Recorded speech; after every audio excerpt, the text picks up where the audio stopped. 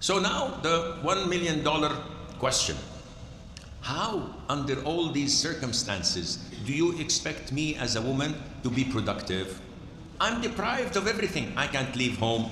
I cannot take my hijab off. I cannot mix with men. So how do you want me to be productive? This is a very strange question. A woman is either married or unmarried. There is no third category. So if she's unmarried, she has to, in order to be productive, serve her parents, take good care of them. And that would be one of her greatest jobs and roles in Islam. Once she's dutiful to them, Allah is pleased with her. Now, after being dutiful, if she has enough time, she can engage in activities that do not go against her Islamic commitment. So she can learn, she can teach, she can write, she can work in relief jobs, she can do da'wah, providing that the Islamic rules are followed. What Islamic rules? There is no free mixing. She's not compromising her hijab, and she's not traveling without a mahram. Very simple. If she's married, then her biggest role is to take care of her husband and of her children. Taking care of her husband means that her husband would go and be productive for the whole community. And when he comes back home, he has a safe haven. He has a paradise to return to re-energize, and then go back again and fight and struggle for the whole country, for the whole community, and for the religion. As for the children, when she takes care of them, when she raises them, when she teaches, imagine, you teach 5 of your children the Fatiha and how to pray. And from there on, you sleep every night while your meter is ticking every time they pray or recite the Fatiha. When they say their adhkar, you taught them. They are also accredited to you every single day. When you teach them how to be kind, how to be truthful, how to give charity, and they do this even after your death, it is ticking. What more productive you want to be? Still, Sheikh, I don't think that this is enough. Taking care of my husband, he's big and fat, he's ugly. This doesn't matter. You're doing it for the sake of Allah. And the children, Sheikh, they're so nagging and so abusive and so rude and disobedient. You're doing it for the sake of Allah. Now imagine Khadija, may Allah be pleased with her. A specimen of women that cannot come back again. She was the wife of the Prophet ﷺ. And he was blessed to have 6 children from her. 2 boys who died and 4 girls who continued to live after she died. She raised them, and she raised Fatima, who was one of the 4 great mistresses of Jannah. The Prophet said many men were perfect and complete. Among the women, only 4 women were perfect and complete, and they are the mistresses of Jannah. Who are they? Asiya, the wife of Pharaoh. Mary, the mother of Jesus. Khadija, the wife of our Prophet ﷺ, and Fatima, her daughter. She raised those. What bigger role can she play? Yet, she never complained. Yet, Jibreel once came and said to the Prophet ﷺ, Khadija is coming and she's bringing some food. Tell her that Allah gives her salam. And Allah Azza wa Jal gives her the glad tiding of a house, of a mansion in Jannah made of a pearl.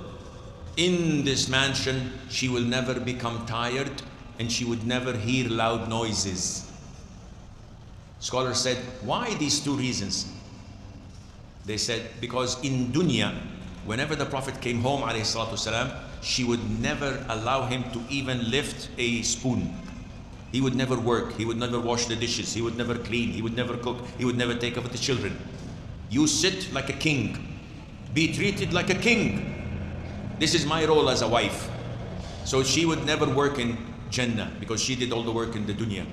And she would never hear loud noises because when he came home, she would never ever nag him. Why are you half an hour late? Where is the milk? Where is the eggs? Every time I tell you to bring something, you never bring it. Why are you always doing this? You're always on your mobile. Come and speak to me. Come talk to me. I need some time. Your mother called and she insulted me. A'udhu billah. I just came back from work. Woman, give me 5 minutes to rest. You're always complaining that you're not resting. I'm here sitting between four walls, doing nothing, and you're enjoying yourself, driving the car, going places and meeting people. And you're coming at 1 o'clock a.m. every night. Why do you think I come at 1 o'clock a.m.? I'm running away from you.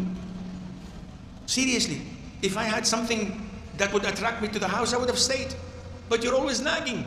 So this is what Khadija gets. And obeys her husband. She will enter Jannah. Only these 4 things. Game over. Now, I'm not saying that obeying your husband is an easy thing. It's difficult. And sometimes it is annoying. But this is your test from Allah. 4 things you do, you go to Jannah. We men, we have so much on our bucket list. If you sit home and you take care of your kids, your children would create miracles. And you can do that as a mother.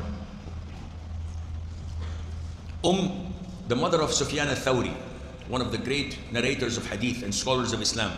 His mother said to him when he was 5 years of age, you take care of knowledge and I will do all the work and make clothes and make a fabric and sell it, and you don't have to work.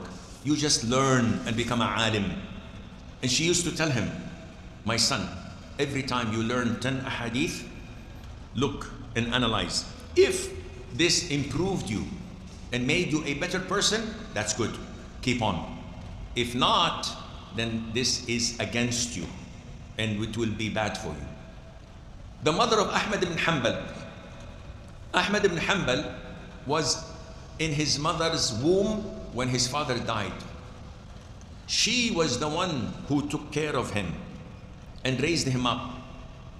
Until he was 70 years of age, he always remembers her and tells his congregation, no one took care of me like my mother. Every time he goes for Fajr, he makes dua for her. Why? He says, she used to wake me up when I was a child, warms the water for me in the cold days in Baghdad to make wudu. Then she walks with me to the masjid, waits for me outside until I pray and come out. Because she wanted to be sure that I reach the masjid safely. And if the army patrol was walking, she made sure that I walked with them and went to the masjid. And she says, stay in the masjid, learn the lessons and come back safely when it is morning. When you say or hear the stories of Rabi'atul Ra'i. Rabi'atul Ra'i was one of the tabi'een. One of his most famous students is Imam Malik ibn Anas, Imam of Darul Hijrah. Who was Rabi'a? Rabi'a was also in his mother's womb. When his father left to fight with the Muslim army up east. So he left his wife in Medina, left with her 30,000 dinar, not dirham, a huge fortune. And he left. 27 years he did not return to Medina. They did not have WhatsApp to communicate. They did not have any forms of communication. So he went, but she knew that he was alive and he was fighting and he was well.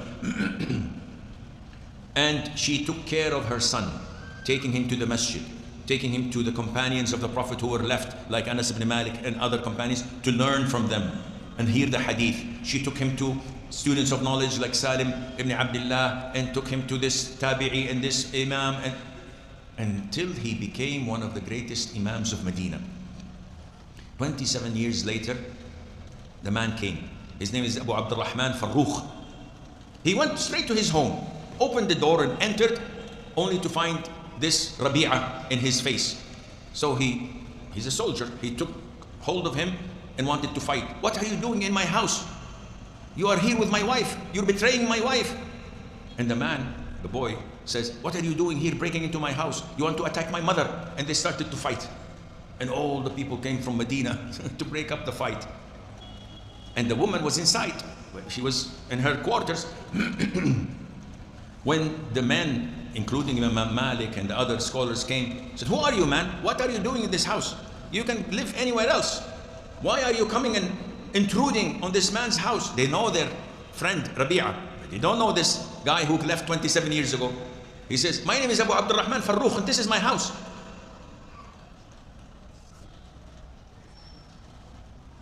When the woman heard his name, she came out and she says, he's my husband and he's your son.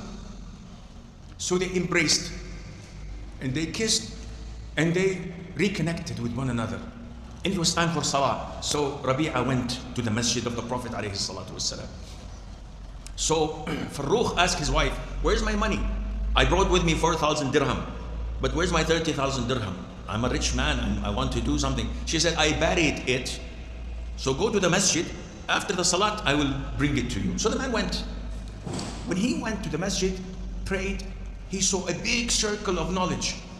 And dignitaries and scholars are sitting, listening to that man. Who is this man? He came close, and then he found his son. He was shocked to find his son, one of the greatest scholars of Islam, Rabi'atul Ra'i. He was filled with pride. So he went home and he told his wife about what he had seen. She told him, the money you've spent, I spent it all on teaching your son. The man said, this is money well spent. Imagine this fortune gone, but it did not evaporate. It materialized in one of the greatest scholars of Islam, known as Rabi'atul Ra'i, and it is enough that he's the Sheikh of Imam Malik ibn Anas. This is what you as a woman can do. You can do wonders. You can do miracles if you abide by the Sharia, by the Quran and Sunnah, and submit your will to Allah Azza wa Jal. There are so many things to be discussed, but if you manage to just do the basics, do your Quran hifz. Not only hifz and memorize it, because we will have an extra copy of the Quran. Do your memorizing and understanding of the tafsir, of tadabbur, what Allah wants of me. Am I being someone who understands and knows what's happening? Then implement this in your life, in your loved ones, in your siblings, in your community, and get married, and if you're not married, to someone who's practicing, who fears Allah, and make this the beginning of a beautiful community based on Quran and Sunnah, with children ready to be imams of Islam and ready to be the people who fight for the cause of Allah Azza wa Jal to establish the religion of Allah.